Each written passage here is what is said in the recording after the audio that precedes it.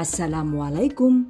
Hi guys, today I'm going to show you on how to make pineapple tart cookies. Kali ini saya akan membagikan salah satu cookies kesukaan, yaitu nastar gulung mewah. Mewah karena dibuat dari full mentega dan selai nanas pilihan. Wow, amazing. Tuh, kelihatan sangat menggodakan ya. Okay guys, I bet that you've been curious to know on how to make it. Just check it out. Bahan dan cara membuat. Bahan yang dibutuhkan yaitu 200 gram mentega, untuk merek menteganya sesuai selera saja ya. Dan saya menggunakan merek ini. 2 sendok makan atau sekitar 30 gram gula halus. Kemudian aduk rata dengan menggunakan whisker atau spatula. Aduk asal sampai gula larut dan menyatu ya guys. Jadi jangan terlalu lama.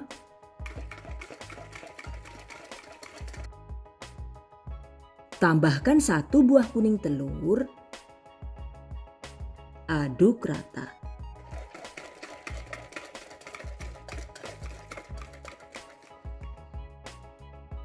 Fuko, I do really like this aroma because it is quite good and I love it. Vanilla bean paste. Oke, masukkan juga 1 sendok teh essence vanilla. Ini bisa diganti dengan 1 sendok teh vanilla bubuk. Aduk rata. Terakhir masukkan 300 gram atau sekitar 20 sendok makan tepung terigu protein rendah. Aduk hingga tercampur rata.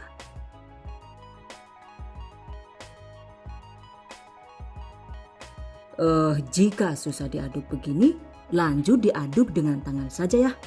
Dan ini sebenarnya diaduknya nggak harus menggunakan sarung tangan. Asal tangan kita bersih dan bebas kuman, kita juga bisa mengaduknya dengan menggunakan tangan telanjang. Cuma karena tangan saya lagi luka, jadi ya mau nggak mau wajib pakai sarung tangan ya. Setelah tercampur rata, sisihkan. Selanjutnya kita siapkan cetakan nastar gulungnya ya. Dan ini saya menggunakan alat cetak seperti ini. Saya dapat beli online, untuk harganya juga lumayan terjangkau karena isinya itu ada banyak, ada 8 motif pilihan, dan sekarang saya mau mencoba yang model ini dulu. Oh, sekilas mirip sandi rumput ya. Oke guys, pasang alat cetaknya seperti ini.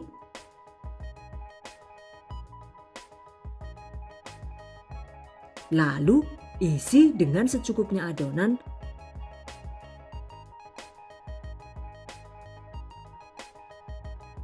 Dan cetak dengan cara didorong seperti ini. Saat proses mencetak ini tenaganya harus lumayan kuat ya.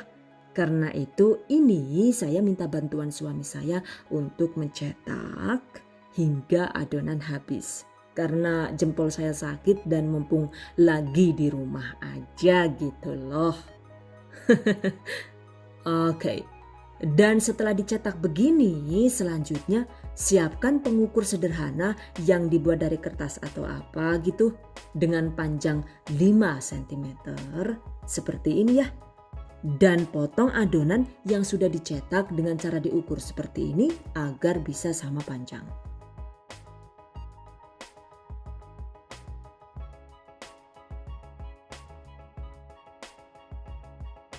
Nah, setelah dipotong, selanjutnya siapkan juga selai nanas yang sudah dibentuk memanjang seperti ini dengan berat sekitar 2 gram. By the way, untuk resep membuat selai nanas ini, tutorialnya sudah kami bagikan di video sebelumnya ya guys. Link silahkan cek di deskripsi video ini. Catat. Selanjutnya, tempatkan selai nanas seperti ini. Lalu gulung perlahan, lakukan sisanya hingga habis.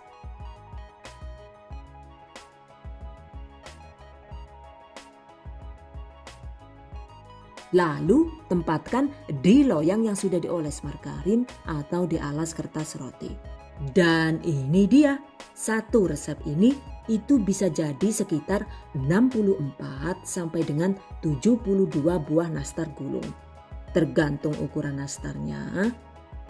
Selanjutnya, panaskan oven tangkring sekitar 10 menit dengan api sedang. Setelah panas, masukkan loyang nastar.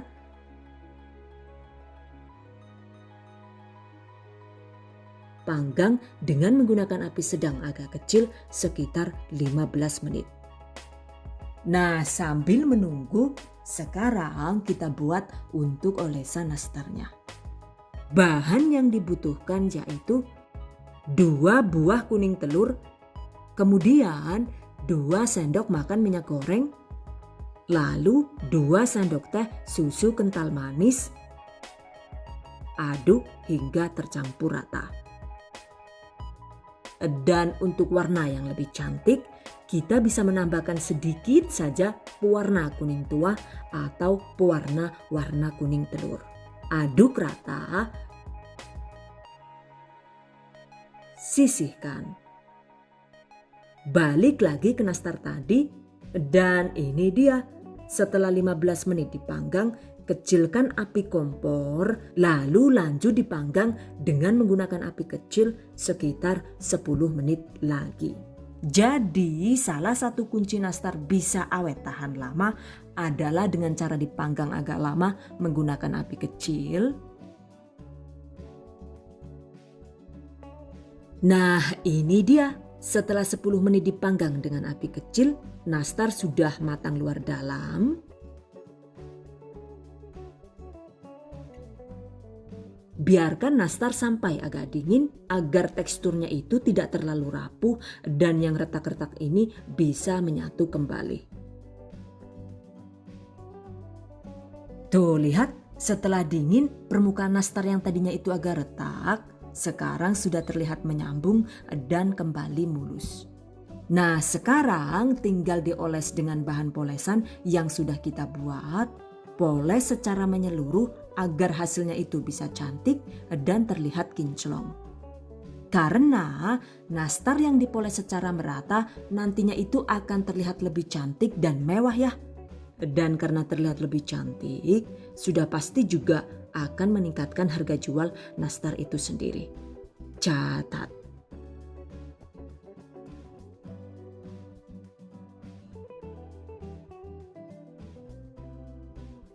Oke, selesai. Selanjutnya ini kita panggang lagi dengan menggunakan api sedang agak kecil sekitar 5 sampai dengan 10 menit. Sampai bahan olesan yang jatuh tercecer di dasar loyang itu jadi matang dan kering. Biarkan hingga dingin sebelum disimpan di dalam toples. Nah, ini dia. Satu resep tadi jadi segini ya. Dan lihat, yang di sarangan bulat ini walaupun dipanggang dengan teflon juga hasilnya itu tidak kalah cantik dengan yang dipanggang menggunakan oven tangkring. Untuk teknik memanggang nastar dengan teflon ini, tutorialnya itu akan saya bagikan di video selanjutnya karena jika dijadikan satu dengan ini, durasi videonya bakal panjang banget dan pastinya bikin capek ya, terutama buat yang nonton. And by the way, agar lebih awet lama saat disimpan di toples, kita bisa menambahkan 1 sachet silika gel seperti ini. Untuk satu toples ukuran 500 gram ini ternyata hanya bisa muat sekitar 350 gram saja. Sementara jika ditempatkan di toples ukuran 250 gram itu hanya muat sekitar 200 gram saja. Dan untuk harga jual nastar premium dengan penggunaan full mentega begini, per 100 gramnya itu saya lihat di pasaran sekitar 25.000 sampai dengan 40.000 rupiah. Harga tersebut dipengaruhi oleh jenis penggunaan mentega, isian selai nanas, kemudian kemasan, juga tingkat kesulitan saat nastar dicetak atau dibentuk.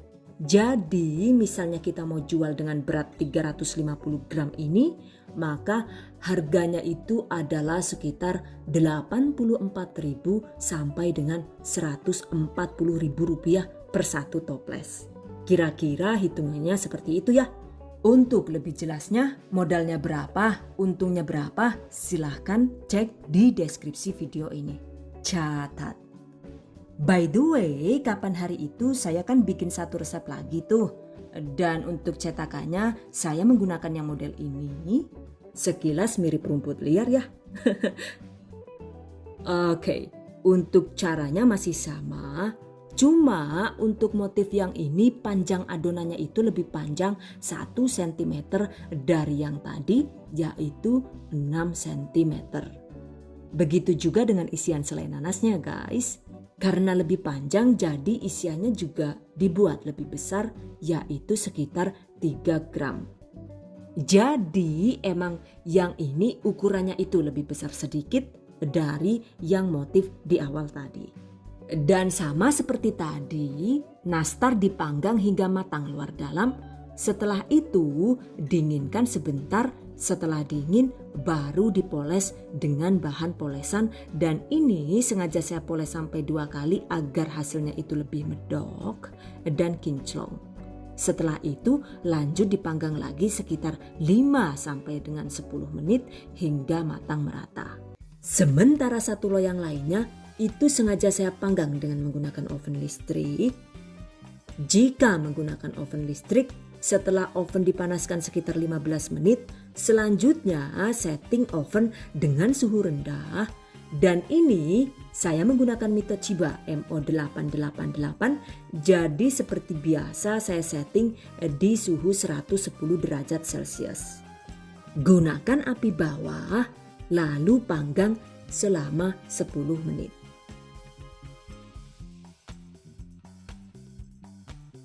Setelah 10 menit, pindah ke api atas. Kemudian lanjut dipanggang selama 2 sampai dengan 3 menit saja. Setelah itu angkat, dinginkan, dan oles dengan menggunakan bahan polesan. Panggang lagi cukup dengan menggunakan api bawah selama sekitar 4 sampai dengan 5 menit. Setelah itu angkat. Tuh lihat. Jika kuning telur yang di dasar loyang ini sudah kering dan matang, tandanya nastarnya juga sudah matang ya. Jadi jangan sampai menunggu yang bagian atas kering, karena nantinya nastar jadi tidak terlihat kinclong. Begitu juga jika dipanggang dengan oven tangkring ya. Pastikan dicek di bagian dasar loyangnya, kalau sudah kering begini ya tandanya nastar sudah matang. Nah ini dia hasilnya, baik yang menggunakan oven tangkring ataupun oven listrik, semuanya sama-sama cantik. Keren banget kan ya, sampai susah banget dibedakan. Oke guys, selanjutnya tips dan trik seputar nastar gulung mewah. By the way, untuk jenis nastar kinclong ini sebenarnya agak lumayan tricky ya. Karena jika tidak tepat cara memanggangnya, maka nastarnya itu jadi gampang berjamur karena permukaan nastar yang kurang matang saat dipanggang. Jadi, trik agar nastar kinclong ini bisa tahan lama, caranya yaitu setelah nastar jadi dan sudah dingin, sebaiknya jangan langsung disimpan ya. Tata kembali nastar di atas loyang sekaligus banyak seperti ini, lalu panaskan oven. Setelah panas, panggang kembali nastar dengan suhu rendah, atau jika menggunakan oven tangkring, maka panggang dengan menggunakan api yang sangat kecil. Ini saya panteng di suhu 100 derajat Celcius.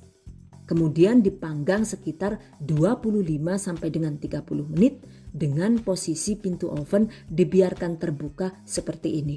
Fungsi pintu oven dibiarkan terbuka yaitu agar efek kinclong nastarnya itu tidak pudar karena terkena panas oven. Nah ini dia hasilnya. Setelah dipanggang ulang, nastar masih terlihat kinclong dan pastinya benar-benar sudah sangat matang luar dalam. Juga sama sekali tidak gosong. Catat. Dan jika suka, agar nastar tetap fresh, ini akan saya bungkus dengan menggunakan plastik kaca OPP ukuran 8 x 5 cm. Lihat, walau sudah dipanggang 2 kali juga tampilannya masih cantik dan kinclong ya. Dengan dibungkus begini sudah pasti nastar tetap terjaga kualitasnya dan bisa awet hingga 4 sampai dengan 5 bulan walau tanpa bahan pengawet. Wow, amazing. Lakukan sisanya hingga habis.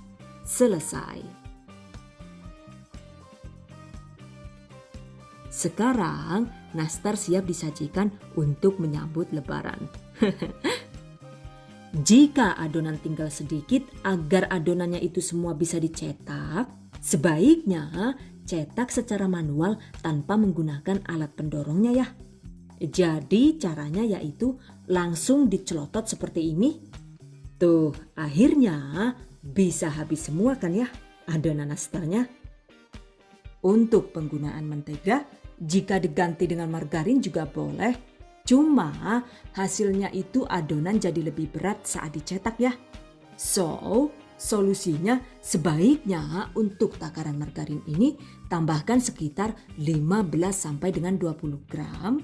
Sehingga total margarin yang digunakan itu jadi sekitar 215 sampai dengan 220 gram per satu resep.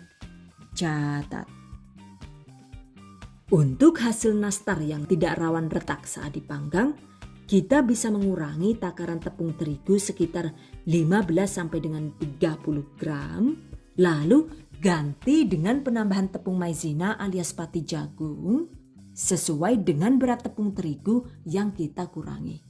Dengan begitu, hasil nastar jadi tidak rawan retak dan lebih kokoh. By the way, resep nastar kali ini adalah hasil rebake dari Bunda Melia ya guys. Kalian juga bisa melihat langsung di YouTube channel beliau yaitu Melissa Adleif.